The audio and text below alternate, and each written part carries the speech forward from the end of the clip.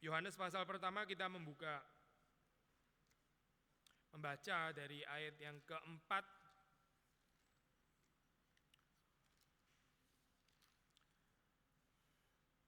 kita sudah membahas sampai dengan ayat keempat di dalam minggu sebelumnya. Lalu kita mengulang lagi ayat keempat dan kita meneruskan 5 dan seterusnya.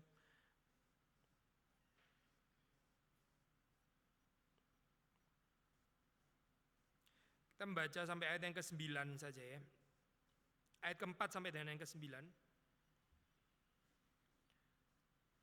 Yang laki membaca yang genap, yang perempuan membaca yang ganjil.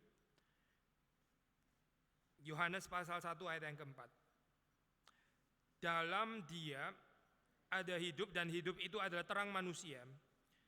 Terang itu bercahaya di dalam kegelapan dan kegelapan itu tidak menguasainya. Datanglah seorang yang diutus Allah namanya Yohanes. Ia datang sebagai saksi untuk memberi kesaksian tentang terang itu, supaya oleh dia semua orang menjadi percaya. Ia bukan terang itu, tetapi ia harus memberi kesaksian tentang terang itu. Terang yang sesungguhnya yang menerangi setiap orang sedang datang ke dalam dunia. Demikian bacaan firman Tuhan. Mari kita minta pertolongan dan anugerah Tuhan. Tuhan, kami bersyukur sekali lagi pada pagi hari ini kami bisa dengan tenang, dengan fasilitas yang Tuhan berikan, kami bisa datang beribadah kepadamu. Dan kehadiran kami di dalam kehadiran-Mu, kiranya Tuhan yang menerima, bukan dengan kesalehan kami, bukan dengan kesucian kami, tapi karena kesempurnaan korban Kristus di atas kayu salib yang sudah menebus kami. Sebentar kami akan merenungkan firman Tuhan, kiranya Engkau sekali lagi hadir secara khusus dan memberkati perenungan ini. Perenungan kami menjadi perenungan yang dilakukan di hadapan Tuhan, yang berkenan kepada Tuhan dan yang mengubah kehidupan kami. Engkau menopang hamba-Mu, melayakkan dan memberikan kasih karunia, kuasa dan juga untuk setiap kami yang mendengar, kami berdoa supaya Tuhan menguduskan kami dengan firman-Mu. Demi Yesus Kristus kami berdoa. Amin. Kita sudah membahas sampai dengan ayat yang keempat di dalam minggu yang sebelumnya. Ya, berakhir pada kalimat di dalam Dia, yaitu di dalam firman ada hidup dan hidup itu adalah terang manusia. Sekali lagi saya, penekanan yang nggak bisa terlalu banyak ini, yaitu kaitan antara Injil Yohanes terutama di dalam bagian pertama ini dengan kitab Kejadian, yaitu sangat obvious, sangat jelas.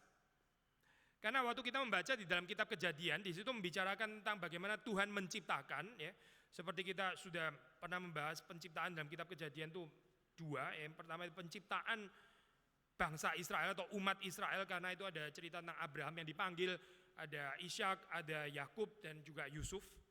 Itu memakan pasal-pasal yang cukup banyak di dalam kitab Kejadian.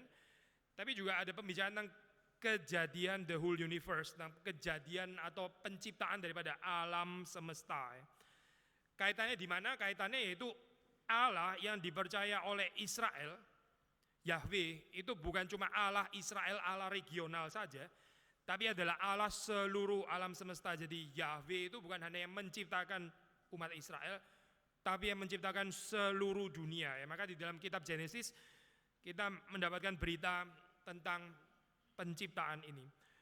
Yohanes juga memberitakan tentang penciptaan. Ya. Ini pada mulanya adalah firman, pada mulanya Allah menjadikan langit dan bumi, itu Genesis. Ini sebelumnya lagi, bahkan sebelum dunia diciptakan, langit dan bumi diciptakan, itu pada mulanya adalah firman. Karena Tuhan menciptakan, Bapa menciptakan dengan firman. Allah berfirman, Dia menciptakan dengan firman-Nya, pribadi kedua. Yohanes memberikan kepada kita segambaran bagaimana umat Allah itu diciptakan. Kalau Genesis itu bagaimana umat Allah itu, umat Israel diciptakan, di sini adalah orang-orang yang percaya. Di dalam namanya itu diciptakan juga oleh firman, benih yang kudus itu, ya, pribadi kedua yang mati di atas kayu salib dan bangkit. Maka waktu kita membaca dalam ayat keempat, di sini juga ada vocabulary yang sangat penting di dalam kitab Kejadian, yaitu tentang hidup dan tentang terang. Kalau sudah membaca di dalam kitab Kejadian, itu pada mulanya Tuhan menciptakan langit dan bumi. Yang pertama diciptakan itu adalah terang. Tuhan menciptakan terang. Tuhan bukan menciptakan pertama kali itu tumbuh-tumbuhan, binatang, apalagi manusia, gitu. Lalu terus kemudian baru diberi terang. Tapi Tuhan menciptakan terang terlebih dahulu. Jadilah terang, kemudian terang itu dipisahkan dengan kegelapan. Di dalam Yohanes sudah dikatakan bahwa hidup itu adalah terang manusia. Sementara di dalam Genesis membicarakan tentang kehidupan di dalam pengertian yang jasmania, di dalam pengertian yang biologis, ya, bahkan kehidupan, ya, meskipun bukan semata-mata pengertian biologis, pasti ada arti rohani. Tapi Yohanes terutama menekankan hidup di dalam pengertian rohani yang berkaitan juga dengan hidup yang ada di dalam dunia ini. Jadi manusia itu bukan menghidupi paham naturalisme atau materialisme, fisikalisme yang ada realitas itu adalah cuma dunia yang kelihatan. Tidak, karena ada dunia yang tidak kelihatan. Maka waktu kita membicarakan tentang hidup, kita juga tidak membicarakan hidup hanya di dalam batasan dunia yang kelihatan saja. Karena kalau kita membicarakan hidup di dalam dunia yang kelihatan saja, maka orang menjadi tua, terus setelah tua lalu dia mati, ya sudah selesai, secara biologis itu selesai. Tapi Alkitab mengatakan realita kehidupan itu bukan cuma dunia yang kelihatan, tapi dunia yang tidak kelihatan. Membicarakan hidup seperti itu, membicarakan terang pun juga seperti itu. Ini bukan cuma bicara tentang terang di dalam pengertian fisik, di dalam pengertian jasmani, tapi terang di dalam pengertian rohani. Dan di sini dikatakan di dalam Dia ada hidup, dan hidup itu adalah terang manusia. Sangat dekat prinsipnya dengan Genesis, karena dalam Genesis kayak kita juga nggak melihat ada kehidupan sebelum ada terang. Sekali lagi, terang di dalam kitab Genesis itu mendahului kehidupan. Tanpa terang nggak ada tumbuh-tumbuhan bisa hidup, karena nggak ada tumbuh-tumbuhan, binatang juga nggak bisa hidup, nggak ada binatang pun juga manusia juga nggak bisa hidup. Jadi itu semuanya kacau balau. Maka terang, ya, di dalam kitab Genesis kita tahu itu diciptakan terlebih dahulu. Tuhan memisahkan terang dengan gelap. Dan di sini dikatakan hidup itu adalah terang manusia. Maksudnya, Yohanes mau mengatakan manusia itu kecuali dia mendapatkan terang itu, ya, sebetulnya dia tidak mengalami kehidupan yang sesungguhnya. Karena nggak ada hidup yang tanpa terang. Sekali lagi, sebagaimana di dalam kitab Genesis nggak ada kehidupan yang tidak didahului oleh terang. Yohanes sekali lagi mengukuhkan, ya, berita ini, ya, hidup itu adalah terang manusia.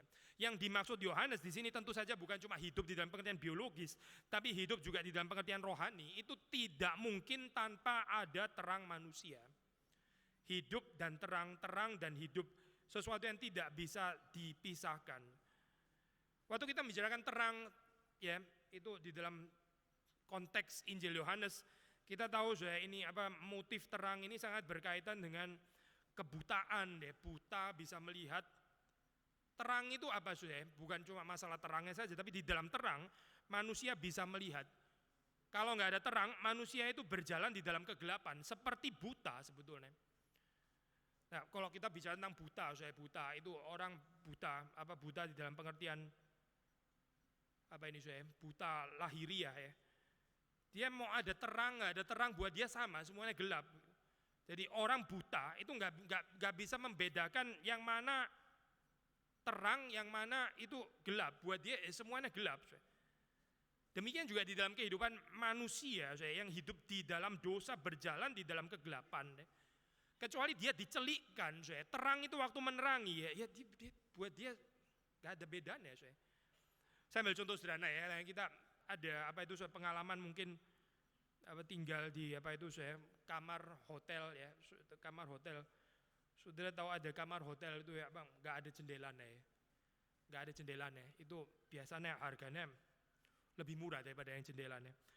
Kita orang di Asia, mungkin di Indonesia nggak terlalu peduli jendela nggak jendela, tapi kalau di Barat itu jendela penting sekali, karena jendela itu pertama ada cahaya, ya, kedua juga orang ada view, ada view itu juga matter, kalau saudara hotel view setelah saudara buka tembok sebelah begitu, ya juga nggak terlalu menolong begitu, ya. Itu sama view, terus habis itu view itu sungai, nah itu mahal sekali, itu view di situ danau, yang ini view temboknya tetangga begitu, harganya pasti lain. Tapi di Indonesia ada hotel yang nggak ada jendela tapi ada kordennya, sudah buka kordennya itu tembok sebetulnya begitu, ya, tapi ada dekorasi korden gitu. Nah, orang Indonesia mau ada jendela nggak ada jendela, pokoknya harganya lebih murah begitu, ya. Kalau orang Barat rela bayar mahal untuk sekedar bayar jendela, bukan bayar jendela sih, bayar terang sebetulnya begitu ya. Tapi kita kayaknya lebih peka sama urusan uangnya gitu. Jendela nggak jendela buat kita nggak terlalu penting. Nah kita waktu tinggal di tempat kamar yang seperti itu, kamar seperti itu ya. Kalau kita kerja, terus misalnya kita nggak dikasih jam di situ ya. Kita lama-lama nggak bisa membedakan loh kapan siang, kapan malam begitu ya. Pertama sih pasti masih bisa karena kita masih ada biological clock begitu ya. Kita jam berapa mulai ngantuk itu ritme tidurnya kita gitu. Tapi kalau kita mulai sering lembur dan sebagainya terus akhirnya bergeser kita nggak bisa beda ini sebetulnya siang atau malam begitu. Sama saya orang yang berjalan di dalam kegelapan ya, seperti orang buta. Dia mau terang, mau gelap, terang, gelap, ya nggak ada bedanya. Dia nggak mengerti. Maka di dalam ayat yang kelima di sini ya, dikatakan terang itu bercahaya sebetulnya di dalam kegelapan. Kegelapan itu tidak menguasainya. Kita sudah pernah bahas ya, minggu lalu saya nggak akan ulangi terlalu banyak. Ini terjemahan tidak menguasai, itu salah satu terjemahan, tapi ada terjemahan yang lain.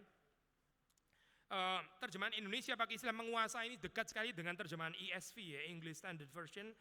Pakai istilah overcome. Kegelapan tuh nggak mungkin overcome terang. Kita sudah bahas ya. Terang itu existence, gelap itu non-existence, gelap itu the absence of light, ketidakadaan terang. Maka yang tidak ada nggak mungkin menguasai yang ada. Kita sudah pernah bahaskan, non-existence sama existence. Ini keberadaan, ini ketidakberadaan. Ketidakberadaan itu nggak mungkin menguasai keberadaan, nggak mungkin. Maka di dalam hal ini, teisme itu pasti lebih tinggi daripada ateisme. Kenapa, Karena ateisme adalah satu kepercayaan terhadap ketidakberadaan Allah, tapi teisme itu percaya keberadaan Allah.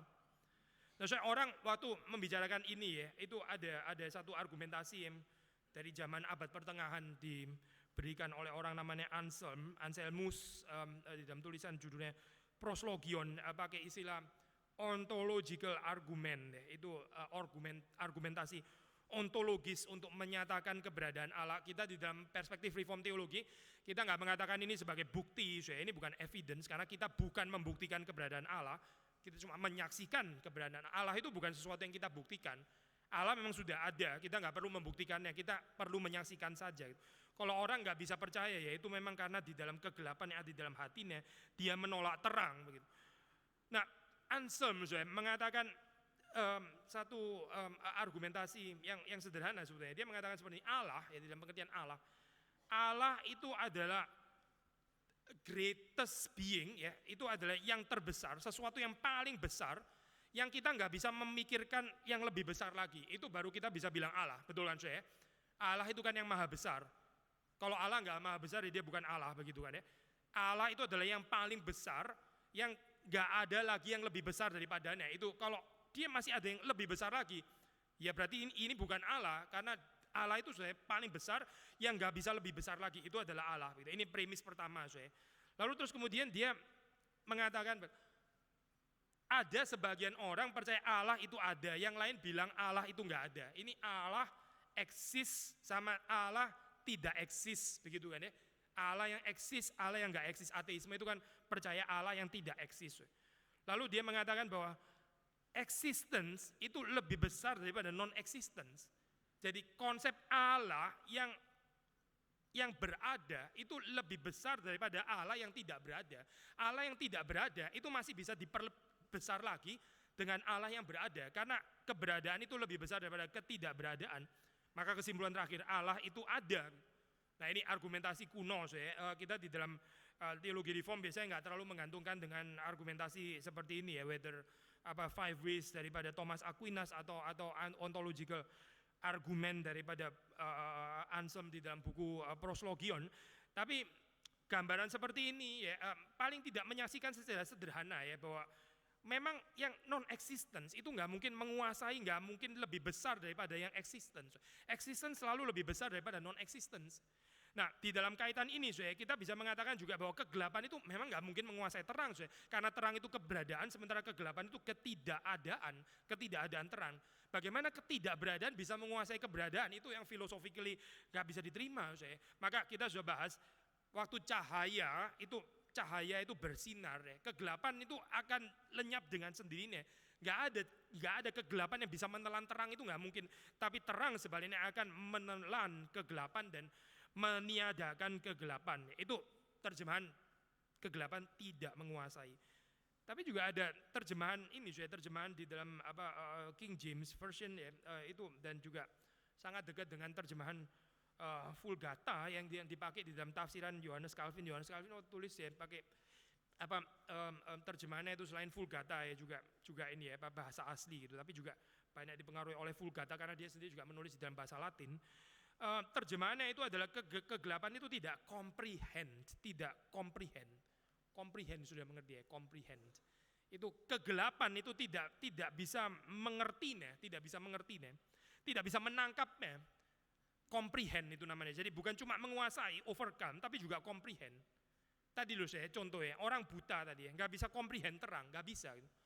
Orang kalau buta, terang mau bersinar, mau malam, mau siang, semuanya sama, karena bagi dia semuanya gelap.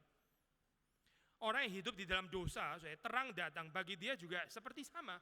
Padahal terang itu bukan nggak datang, terang itu menyinari ya, tapi buat dia karena dia buta secara rohani, maka nggak ada resonans, nggak ada respons, buat dia sama. Seperti orang yang di dalam kamar hotel yang nggak ada jendela tadi ya, mau pagi, siang, semuanya sama, nggak ada perbedaan. Kecuali seseorang dicelikkan ya, kecuali seseorang itu dibukakan matanya oleh Tuhan, baru terang itu terlihat. Apa bedanya terang dengan kegelapan? Ya, kegelapan dan terang itu bedanya di mana? Begitu.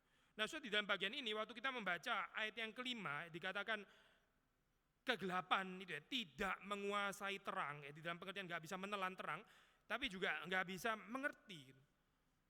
Sekali lagi kecuali Tuhan yang membuat seseorang itu mengerti, ya maka manusia responsnya terhadap terang itu sangat terbatas. Johannes Calvin waktu menafsir tafsiran ini di dalam pengertian bahwa kan di dalam ayat ini dikatakan bahwa terang yang sesungguhnya, saya agak sedikit lompat nanti kita balik ke ayat-ayat sebelumnya. Ayat 9, terang yang sesungguhnya itu menerangi setiap orang. Terang menerangi setiap orang. Loh kok terang menerangi setiap orang? Bukankah terang hanya bagi orang yang percaya begitu misalnya? Atau bagi dia yang menerima anak Allah itu? Tapi di sini tafsiran dari Calvin dan kita mengikuti di dalam tafsiran ini, dia mengatakan bahwa ini bukan bicara tentang terang keselamatan, bukan. Ini bukan bicara terang di dalam pengertian yang wahyu khusus, tapi bicara di dalam pengertian wahyu umum, bicara di dalam pengertian anugerah umum, di dalam kebenaran umum ya, yang menerangi setiap orang sehingga setiap orang itu nggak bisa berdalih. Ini mirip sekali dengan Roma 1.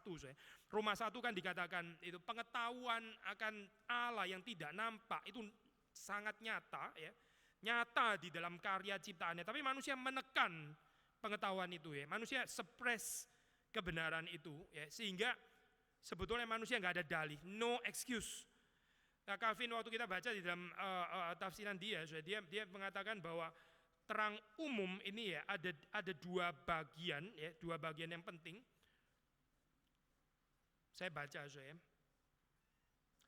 First, all men naturally possess some seed of religion, and secondly, the distinction between good and evil is engraven on their consciences. Dua, terang umum ini dua. Yang pertama yaitu nggak ada manusia, nggak ada bangsa, ya, nggak ada orang di bagian belahan dunia mana begitu ya, yang nggak punya kecenderungan beragama. Itu seed of religion. Bahwa manusia menekan itu memang ada, manusia menekan akhirnya jadi bebal. Tapi bahkan ateisme pun itu sebetulnya semacam agama, semacam kepercayaan kan ya. Bukan ketidakpercayaan tapi kepercayaan terhadap Allah yang nggak ada, itu kepercayaan sebetulnya. Segala sesuatu itu basically nggak mungkin bisa lepas daripada dimensi religius. Termasuk orang yang tidak religius, itu juga religius ya, karena menjadikan dirinya sendiri sebagai Tuhan, sebagai Allah dan sebagainya, itu juga religius. Kan Alkitab mengatakan man itu created after God's image. Manusia itu diciptakan menurut gambar rupa Allah. Itu nggak bisa lari daripada statement itu. Memang di dalam Genesis poinnya adalah created after God's image, itu tentu saja God yang asli ya, the true God. Yahweh yang memperkenalkan diri, menyatakan diri kepada Israel. Manusia diciptakan menurut gambar rupa Allah begitu ya. Tapi waktu manusia nggak mau menerima ya Allah yang sejati, akibatnya adalah manusia didikte oleh Allah yang palsu. Karena manusia itu selalu bagaimana? Created after God's image. Pertanyaannya, God-nya itu God yang asli atau God yang palsu. Waktu manusia menolak pengertian akan Allah yang sejati, maka yang muncul adalah Allah ciptaan manusia itu sendiri. Allah ciptaan manusia sendiri waktu muncul, ya, lalu dia menyembahnya, bukan Allah yang sejati, itu namanya idolatry. Dan idolatry ini akan kembali membentuk manusia itu. Bagaimana kepercayaan seseorang tentang Allah, demikian juga kepercayaan itu akan kembali mendefinisikan dia. Karena manusia itu created after God's image. Termasuk God yang palsu juga, kalau dia mau menyembah Allah yang palsu. Orang yang Tuhannya itu adalah uang, orang yang Tuhannya, Allahnya itu adalah uang, ya dia akan menjadi seperti uang. Uang akan kembali mendefinisikan kehidupannya, karena manusia itu created after God's image. Sayangnya God-nya dalam bagian ini God yang palsu. Manusia yang Tuhannya itu adalah mukanya sendiri, muka wajahnya sendiri. Ya udah, dia akan didikte oleh Tuhannya yang adalah mukanya itu. Dia akan menyembah mukanya sendiri. Lalu dia akan menjadi orang yang cari muka, ya, dia akan menjadi orang yang mementingkan mukanya dia sendiri dan seterusnya dan seterusnya. Karena manusia created after God's image. Persoalannya apakah sekali lagi kita kembali kepada konsep Allah yang benar, ya, terang yang sejati, atau kita menciptakan konsep-konsep kita sendiri lalu kita menyembah itu, ya, lalu kemudian akhirnya Allah palsu itu kembali mendefinisikan kehidupan kita. Manusia pada dasarnya suka menciptakan Allah yang sesuai dengan dia punya image. Jadi instead of created after God's image, Allah palsu itu created after human image gitu, after manusia punya image itu sendiri. Sehingga akibatnya ya itu dia rusak. Itulah di dalam perjanjian lama, karena itu di dalam perjanjian lama itu benturan yang kalau sudah melihat Alkitab perjanjian lama seperti kayak nggak ada tempat perbenturan untuk teisme ateisme begitu ya. Padahal di dalam dunia barat sekarang khususnya Indonesia masih sangat diberkati karena bagaimanapun ini negara religius gitu ya. Ini berkat Tuhan, kita nggak bisa taken for granted. Tapi di dunia barat banyak orang bergumul tentang teisme, ateisme, new atheism, ada buku Richard Dawkins dan sebagainya, sekularisme dan sebagainya, itu sangat marak di sana ya. Lalu mendesak orang-orang, bukan hanya orang Kristen tapi kepercayaan teis intinya ya, itu didesak. Mereka mengatakan bahwa semua persoalan konflik peperangan itu terjadi karena agama. Padahal ateisme sendiri juga bisa brutal, bisa hostile dan sebagainya. Tapi kalau kita kembali kepada perjanjian lama ya, kok seperti nggak terlalu ada perdebatan antara ateisme sama teisme gitu. Karena apa Karena perjanjian lama itu lebih deeper, lebih radikal menyelidiki problem kehidupan manusia. Itu bukan masalah ateisme dan teisme, bukan. Masalah the true God dengan idolatry. Ateisme itu cuma footnote daripada idolatry sebenarnya. Ateisme itu bukan membuktikan bahwa Allah itu tidak ada, bukan. Ateisme itu mengkonfirmasikan apa yang di dalam perjanjian lama itu disebut dengan idolatry, dengan penyembahan berhala. Penyembahan berhala itu apa sih? Sekali lagi ya, penolakan terhadap Allah yang sejati. Penolakan terhadap Allah yang sejati, lalu menciptakan Allah sendiri yang sesuai dengan konsep manusia, created after human image. Ya itu penyembahan berhala. Karena Allah yang asli, waktu kita mendekati Dia, waktu kita datang seperti terang ya, kita sudah bahas ya, dalam minggu lalu ya, kita akan ditelanjangi, kita akan nggak enak lihat diri kita ya. Kita lebih suka melihat diri kita itu sebagaimana kita mau melihatnya, sebagaimana orang lain mau melihatnya. Tapi waktu terang itu datang, dia akan menyoroti semua kelemahan kita, kekurangan kita, ya, ketidakelokan kita, ketidakindahan kita, keburukan kita, kejahatan kita, dan seterusnya, dan seterusnya. Dan manusia itu nggak comfortable dengan gambaran seperti ini. Makanya manusia menciptakan Allah yang sesuai dengan apa yang dia sendiri mau sembah begitu. Akibatnya itu adalah ya itu penyembahan berhala. Gereja juga mirip seperti ini ya, mencari hamba Tuhan mungkin juga mirip juga ya.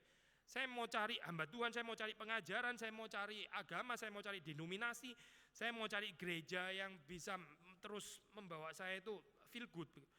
Tapi bukan membawa kepada kebenaran yang sejati. Kebenaran yang sejati itu seringkali inconvenient karena kita ini di dalam dosa, kita ini ada di dalam kegelapan itu. But the good news adalah terang itu mengasihi kita, terang itu datang untuk kita ya. Bukan datang untuk membongkar terus habis itu lihat lu telanjang, tahu nggak sih lu bukan ini. Tapi ini satu terang yang membawa kita pertama kepada pengenalan sejati, terus kedua membawa kita untuk hidup berpartisipasi di dalam terang. Bukan untuk menghina kita. Lu tahu ya, lu ada di dalam kegelapan, sini ini terang, lu gelap ya. Jadi lu tahu ya, lu gelap ya, sini terang. Bukan, bukan. Itu judgmental namanya. Tapi terang ini mau mengundang mereka yang di dalam kegelapan untuk masuk ke dalam terang.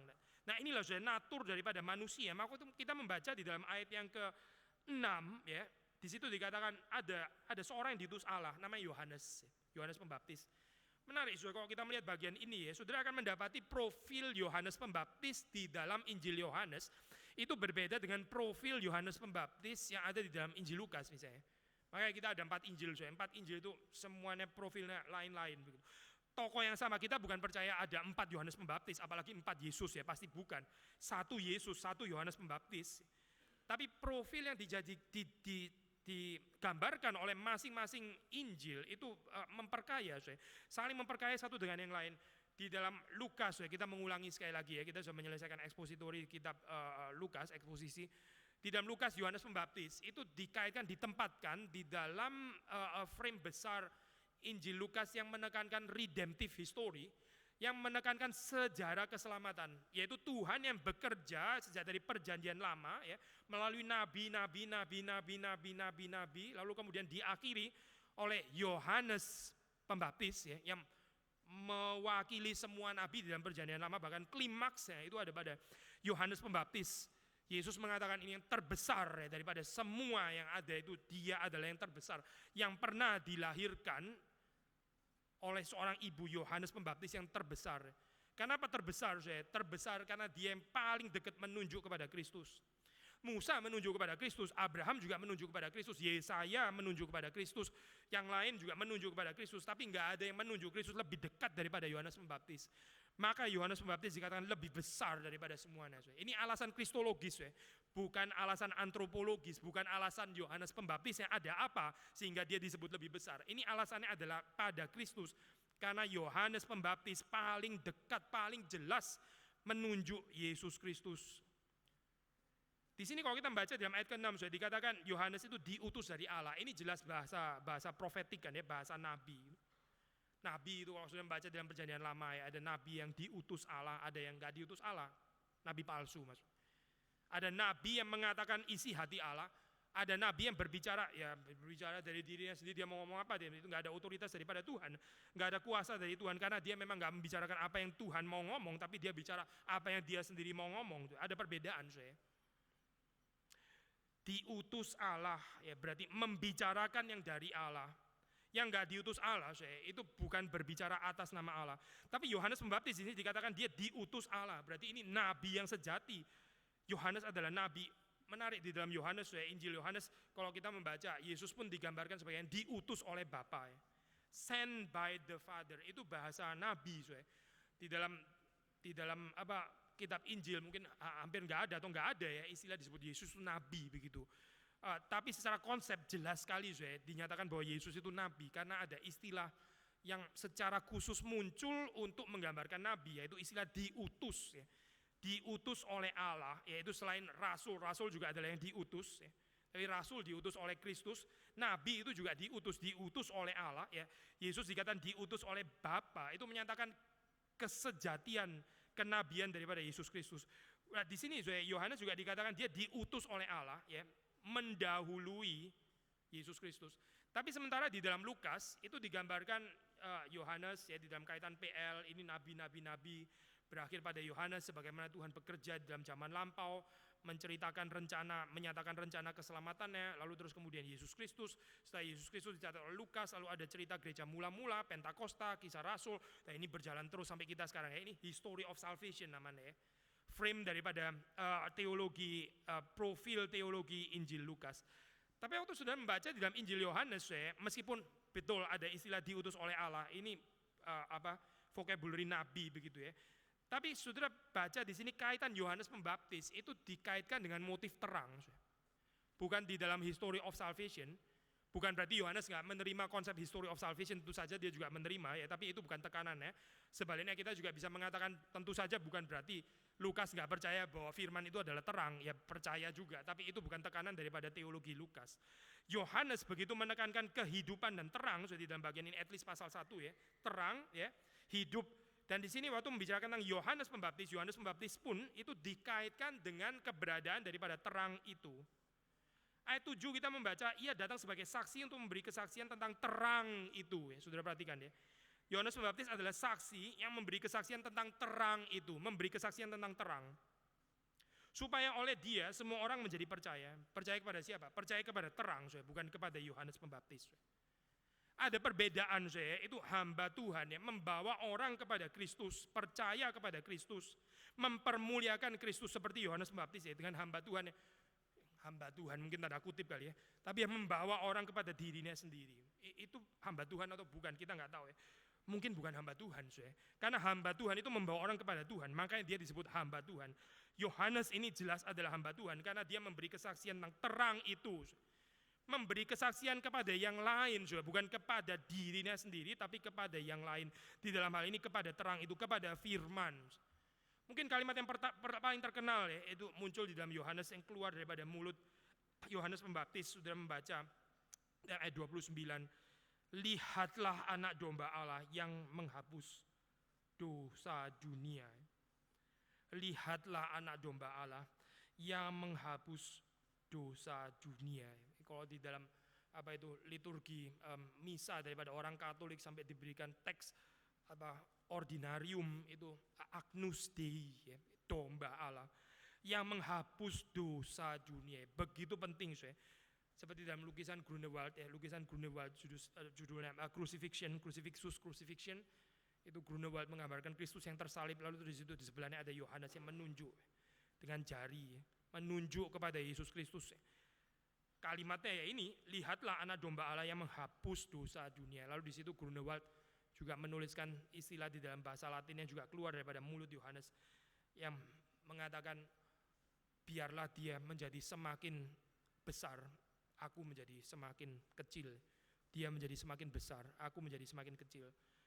Kita membaca di dalam ayat ke-7 ini, Yohanes memberi kesaksian tentang terang, membawa orang kepada terang supaya orang menjadi percaya kepada terang itu. Dan inilah natur daripada manusia. Yohanes Pembaptis ini mewakili kita semua orang Kristen. Yohanes Pembaptis ini seperti model daripada gereja yang seharusnya membawa orang kepada Kristus, membawa orang kepada terang, bukan membawa orang kepada diri sendiri.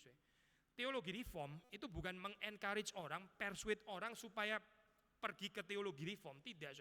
Itu bukan teologi reform. Teologi reform itu membawa orang kepada terang, membawa orang kepada Alkitab.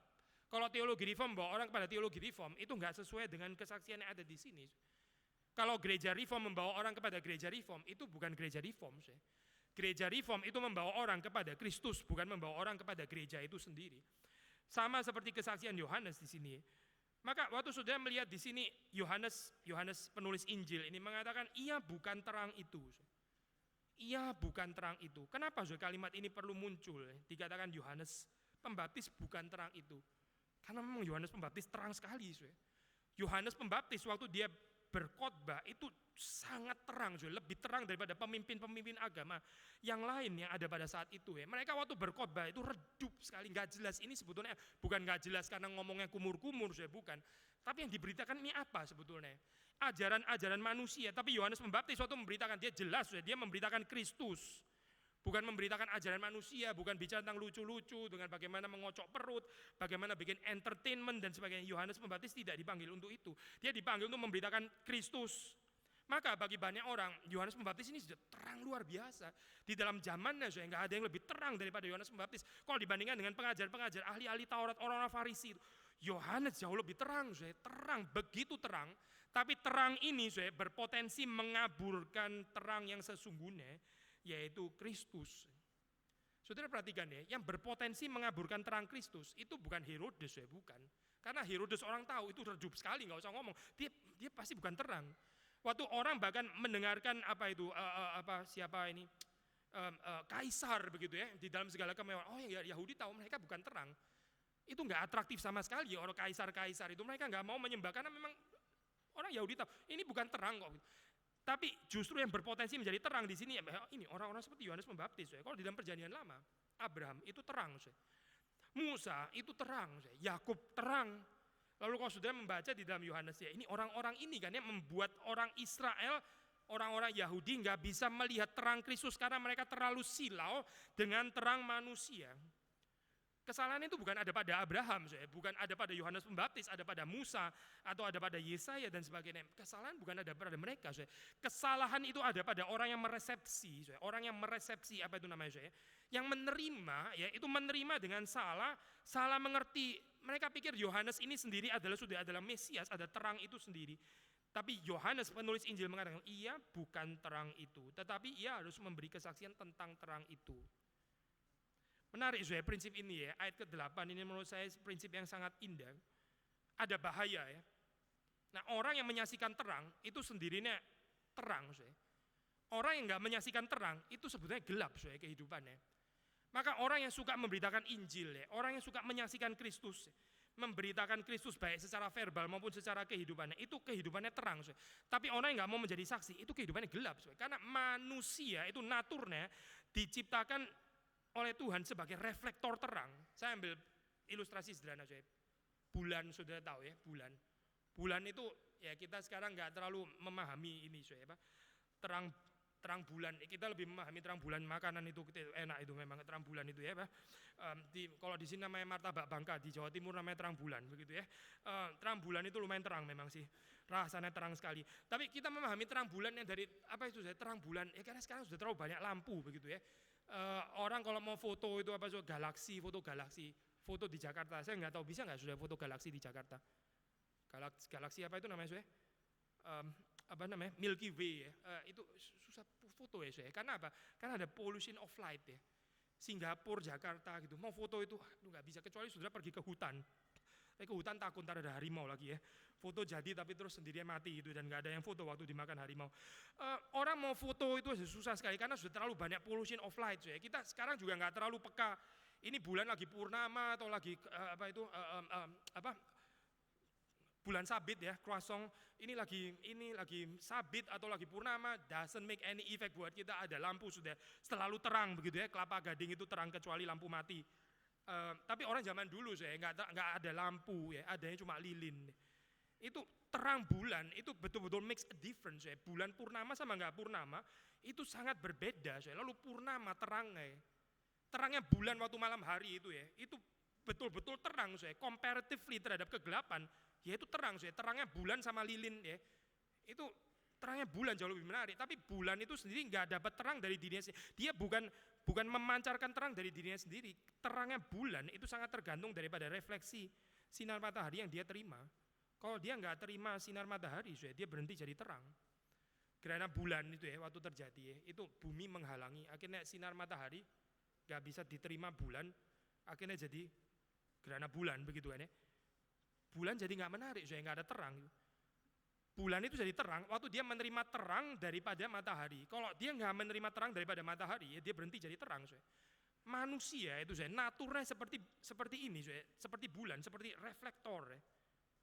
Reflektor di dalam pengertian apa? Waktu kita menerima terang itu, ya waktu kita menyaksikan terang, kita sendiri terang. Waktu kita sendiri tidak tertarik menyaksikan terang, kita sebenarnya berada dalam kegelapan. Karena kita ini nggak mungkin bercahaya dari diri kita sendiri. Itu bukan natur manusia. Tapi tentu saja dunia mengajarkan sesuatu yang lain. Dunia mengajarkan bagaimana kita sendiri makin lama makin terang. Ya. Bright namanya bright. Kita sebut orang lain ini ada bright future, ini bright mind, begitu kan ya. Ini orang ini bright, itu maksudnya apa orang ini bright ya, bright terang begitu ya. Kalau terus terang di situ, ternyata kok lebih terang ya. Saya mesti lebih brighter dong daripada dia, nggak boleh kalah sama brightnya orang lain.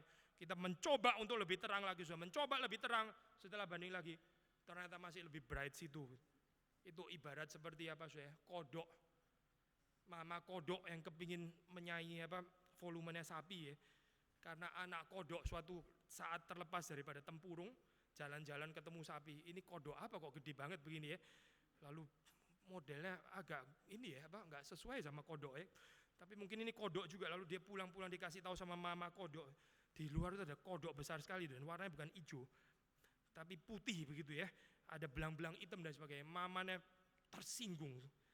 Karena enggak as bright as sapi di luar. Lalu dia, lebih gede mana sama mama sekarang gitu ya. Kodok kan bisa melembung gitu. Lalu jauh masih jauh.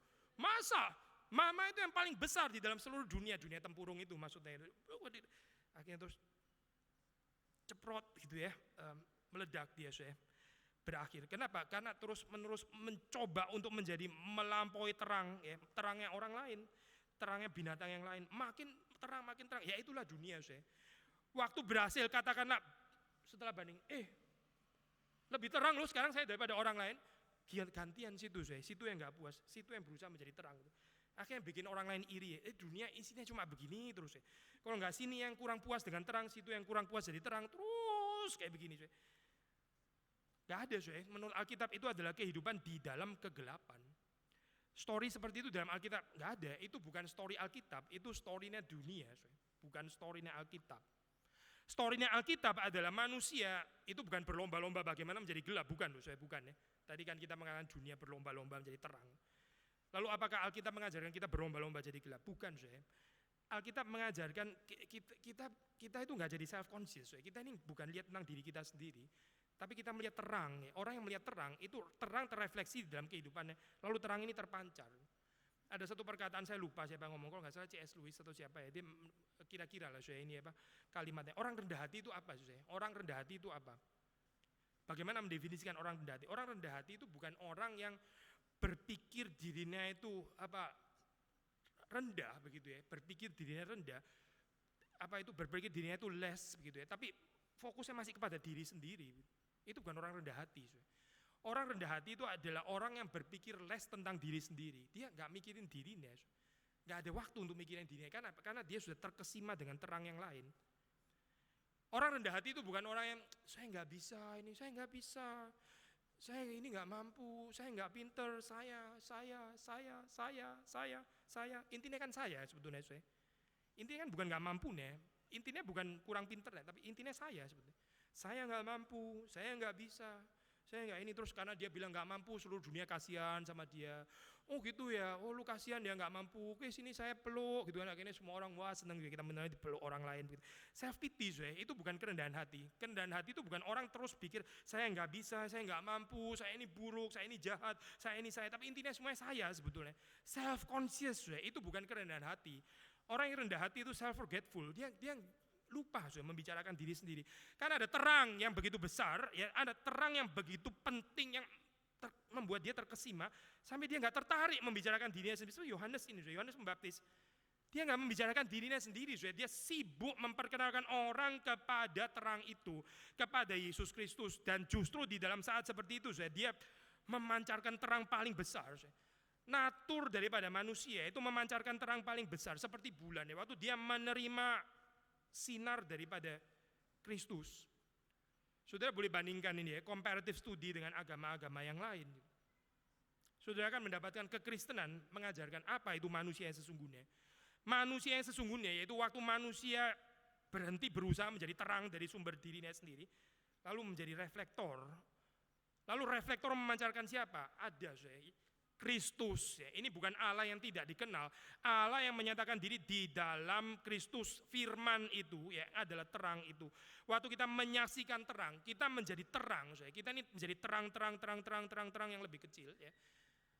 Sementara menyaksikan terang yang sesungguhnya itu, terang yang sesungguhnya itu menerangi setiap orang yang itu dia sedang datang ke dalam dunia. Dan Yohanes memberitakan terang ini. Waktu kita nggak tertarik menyaksikan Kristus, waktu kita terus sibuk membicarakan diri kita ya, whether itu kelebihan atau mungkin juga kekurangan kita, ya, kelemahan kita bukan jadi terang, kita jadi redup. Orang yang terus bicara, setiap kali bicara itu bicara tentang dirinya sendiri, ya. Bukan saja egois, nggak mau mendengarkan orang lain tentang dirinya, tapi dia juga sebetulnya nggak tertarik membicarakan Tuhan. Orang yang nggak membicarakan Tuhan, terus bicara tentang dirinya sendiri, itu hidupnya gelap sebetulnya, karena natur manusia itu bukan untuk itu. Narsisisme itu nggak mungkin jadi terang. Orang yang narsis itu nggak mungkin jadi terang, karena dia terus bicara tentang dirinya sendiri, putar-putar di situ. Akhirnya nggak ada sesuatu yang dia pancarkan. Cuma orang yang menerima pancaran terang ilahi bisa menjadi terang. Tapi balik lagi ya kepada apa yang kita katakan ya. Justru orang-orang seperti Yohanes ya, justru seperti orang-orang seperti Musa, seperti apa Abraham. Orang-orang yang memancarkan terang itu berpotensi untuk disalah mengerti seolah dia adalah terang itu sendiri. Sekali lagi saya, kesalahan bukan ada pada mereka. Kesalahan bukan ada pada Yohanes Pembaptis, bukan ada pada Musa, bukan pada Abraham, bukan pada Yakub, tapi pada orang-orang yang tidak dewasa. Orang-orang yang tidak dewasa nggak melihat terang yang sesungguhnya yang sedang datang, tapi mereka melihat terang reflektor itu. Di dalam Injil Yohanes ya, kita akan mendapati banyak cerita yang seperti itu. Saya ambil beberapa contoh ya. Itu bangsa Israel gak bisa melihat kemuliaan Kristus. Kenapa saya? Karena mereka terlalu silau dengan terangnya Abraham. Mereka bilang, kami ini keturunan Abraham.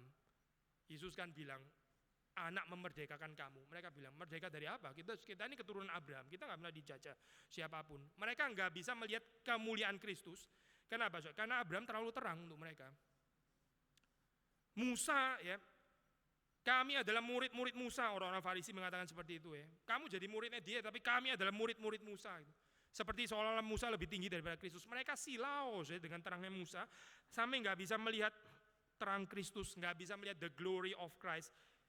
Terang hamba Tuhan ini terlalu silau begitu ya. Akhirnya bukan melihat kepada Kristus, tapi melihat kepada manusia. Pasal 4 ya, perempuan Samaria ini bukan Yahudi, bahkan orang Samaria. Waktu Yesus bicara tentang air hidup dan sebagainya, bicara ada air, sumur dan sebagainya. Perempuan Samaria itu nggak bisa langsung melihat kemuliaan Kristus. Kita bersyukur akhirnya dia melihat juga kemuliaan Kristus. Tapi dia pertama nggak bisa melihat, saya. Kenapa? Karena dia lihat sumur ini, sumurnya siapa ini? Ini sumurnya Yakub. Waktu Yesus bilang, saya memberikan kepadamu air yang kamu akan memancar dari dirimu, kamu nggak perlu lagi gitu. Kayak begini orang minum haus lagi, dan ini bukan ini air di pengertian jasmani, kamu minum kamu haus lagi, tapi air hidup yang kuberikan kepadamu, kamu minum kamu nggak akan menjadi haus lagi, di dalam dirimu akan jadi aliran yang memancar sampai kepada kehidupan yang kekal. Lalu perempuan itu nggak bisa terima, dia bilang, lu siapa memang ya, lu lebih besar apa daripada Yakub yang bikin sumur ini? Yakub terlalu terang untuk perempuan Samaria itu, demikian terangnya sampai nggak bisa lihat terang Kristus.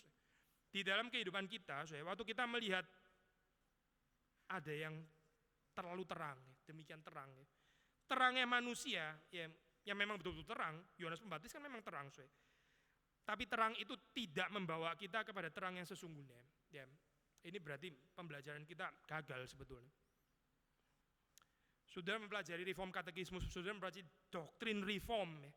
Kalau tidak membawa kita kepada terang firman Tuhan, ya pembelajaran itu gagal sebetulnya.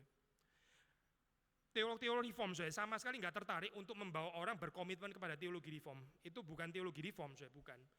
Teologi reform itu selalu tertarik seperti Yohanes Pembaptis, bagaimana membawa orang menunjuk kepada kelimpahan firman Tuhan. Itu yang betul-betul teologi reform. Saudara, ada perbedaan di sini ya. Hamba Tuhan yang kelihatan seperti mulia, tapi nggak membawa orang kepada Kristus sebetulnya. Nggak membawa orang kepada kekaguman akan Kristus, tidak. Nggak membawa orang kepada terang yang ada di salib, itu tidak. Membawa kepada terang yang lain, terang kekayaan mungkin, atau terang-terang yang lain, terang keberhasilan gitu ya, terang menjadi bagaimana menjadi orang yang great achiever dan sebagainya, orang-orang yang berhasil, orang yang berjuang dari nol sampai akhirnya menjadi besar dan sebagainya. Tapi itu bukan the story of the Bible, bukan. Itu bukan the story of Christ, bukan. The story of Christ adalah membawa kepada Kristus. Yohanes Pembaptis sekali lagi memperkenalkan kepada kita ya, apa artinya menjadi manusia yang sejati. Yohanes penulis daripada Injil mengatakan dia bukan terang itu. Waktu dikatakan dia bukan terang itu justru disitulah Yohanes paling bercahaya. Yohanes itu paling bercahaya waktu dia justru tidak berusaha menjadi terang. Siapa yang berusaha menjadi terang? Setan. Setan itu berusaha menjadi lebih terang. Waktu semua malaikat menyembah kepada Kristus, setan iri, setan rasa, saya ini penghulu malaikat, kenapa sih menyembah? Maka dia menolak, dia kepingin lebih brighter daripada Kristus. Dia nggak mau menunjuk kepada terang yang sesungguhnya, nggak mau menunjuk kepada anak Allah, dia nggak mau pointing, dia mau pointing kepada dirinya sendiri. Akhirnya dia bukan masuk ke dalam terang yang lebih besar, tidak, dia masuk ke dalam kegelapan yang paling gelap, dicampakkan oleh Tuhan, karena nggak mau menerima naturnya sebagai ciptaan yang seharusnya pointing to the true light, nggak ada jiwa itu. Dia ingin menjadi terang sendiri. Saya pernah share kepada saudara satu perkataan yang saya nggak tahu mungkin nggak historis tapi secara sinematografi itu sangat menarik di dalam film Martin Luther. Itu Martin Luther seperti sudah tahu waktu dia dipakai Tuhan, diberkati Tuhan, wah banyak sekali pengagumnya, banyak sudah kayak selebriti begitu ya. Semua orang senang sekali dengan Martin Luther karena ini dianggap inilah jawaban untuk Jerman. Termasuk apa itu pembesar-pembesar, penguasa-penguasa itu apa itu raja-raja kecil, yaitu bangsawan-bangsawan banyak sekali yang mendukung Luther karena sudah begitu jenuh dengan apa itu pemerintahan, apa itu abuse power daripada Roma Katolik pada zaman itu. Lalu Luther di dalam film itu ya, again mungkin nggak historical, saya nggak tahu, saya belum pernah baca di dalam tulisan Luther ada kalimat itu. Tapi anyway, kalimat itu menarik itu.